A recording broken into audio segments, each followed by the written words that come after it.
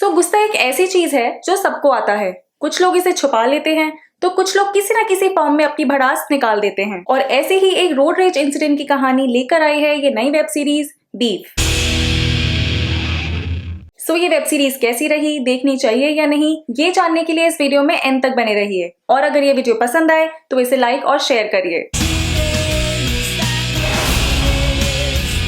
So basically beef एक slang word है which means an argument, कोई लड़ाई या फिर दो लोगों के बीच किसी टाइप की टकरार। और ऐसी ही एक टकरार शुरू होती है डैनी और एमी के बीच गाड़ी चलाते हुए। दोनों एक दूसरे को चेस करने लग जाते हैं और फिर ये इतना आगे बढ़ जाता है कि ये इनकी प्रोफेशनल और पर्सनल लाइफ को इम्पैक्ट करने लगता है। सो स्टोरी लाइन मुझे काफी ज्यादा पसंद आई। बहुत टाइम बाद कुछ डिफरेंट देखने को मिला। रोड रेज के केसेस तो हम अक्सर न्यूज में सुनते ही रहते हैं, स्पेशली इंडिया में, जहाँ पे रिक्शे वाला हो या फिर बस वाला, सब लोग ऐसे चलते हैं जैसे वो सड़क उनके पापा जी की हो। सो ये कहानी इतने छोटे से रोड रेज इंसिडेंट से स्टार्ट होती है कि इसे देख के लगता है कि ये भी कोई लड़ाई है, क्योंकि यहाँ पे तो जब तक डंडे ना निकल जाए या फिर रोड पे जाम ना लग जाए ऐसा लगता ही नहीं कि कुछ हुआ भी है। बट एनीवे, इस शो की एक अच्छी बात यह है कि विदाउट वेस्टिंग एनी टाइम कहानी अपने मेन प्लॉट पे फर्स्ट एपिसोड से ही आ जाती है। So Amy is a successful entrepreneur और उसके पास सब कुछ होता है, फैमिली, घर, पैसा, लेकिन लाइफ में पीस नहीं होता।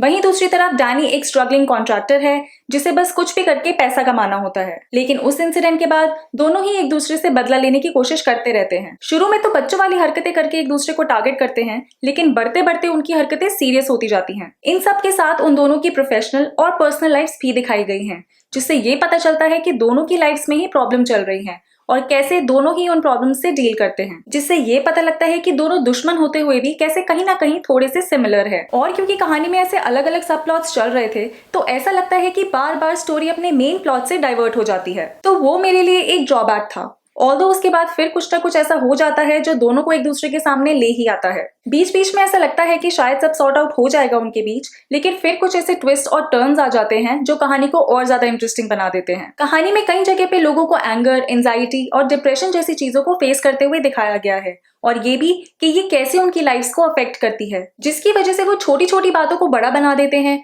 और अपने ही इमोशंस को कंट्रोल नहीं कर पाते, या फिर ये कह लो कि अपने इमोशन समझ ही नहीं पाते। तो हम ऐसी सिचुएशन से काफी ज्यादा रिलेट कर पाते हैं, क्योंकि कहीं ना कहीं हर कोई अपनी लाइफ में टेंशन, गुस्सा, एंजाइटी, इन सब चीजों से डील कर रहा होता है। And that's what makes the story so realistic. Comedy की बात करें तो वो लोटपोट होने वाली या फिर हंसने वाली कॉमेडी इस शो में नहीं थी। बट हाँ, शुरू में जब डैनी और एमी के बीच टकरार चल रही होती है उसको थोड़ा ह्यूमरस वे में दिखाया गया है। बात करें शो के पेस की तो कहानी एक नॉर्मल पेस पे चलती है, लेकिन एक्साइटमेंट थोड़ी ऊपर नीचे होती रहती है। इसमें टोटल 10 एपिसोड्स हैं जिसकी ड्यूरेशन अराउंड 30 मिनट्स के आसपास की ही थी, और एंड तक आते आते ये ज्यादा एक्साइटिंग होता जाता है। स्पेशली 8th और 9th एपिसोड मुझे काफी अच्छे लगे। डायरेक्शन और सिनेमेटोग्राफी दोनों का ही एक अच्छा काम देखने को मिला, साथ ही प्रोडक्शन क्वालिटी भी अच्छी थी। और वैसे इस शो में बहुत सारी आर्टिस्टिक चीजें भी दिखाई गई हैं, लेकिन उनमें से कुछ मुझे थोड़ी वियर्ड सी लगी। बात करें एक्टिंग की तो स्टीवन और एली वोंग दोनों ने ही बहुत ही बढ़िया परफॉर्मेंस दी है। उनकी इमोशनल साइड, उनकी फ्यूरियस साइड, दोनों ही उन्होंने बहुत अच्छे से पोर्ट्रे की। साथ ही जोसेफ ली और यंग मजीनो ने भी अच्छी परफॉर्मेंस दी है। पूरे शो में एक डिसेंट सा और अच्छा सा बैकग्राउंड म्यूजिक सुनने को मिलता है, लेकिन हाँ, हर एक एपिसोड की स्टार्टिंग में एक पेंटिंग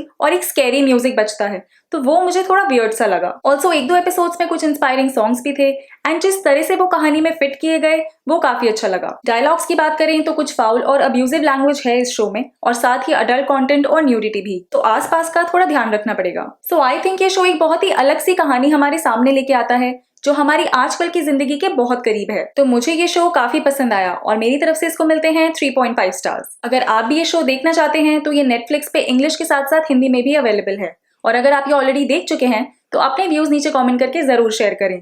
साथ ही अगर अभी तक आपने मेरे चैनल को सब्सक्राइब नहीं किया है तो प्लीज कर लीजिए। मैं मिलूंगी आपसे अपनी नेक्स्ट वीडियो में। Till then take care, bye bye and enjoy your life.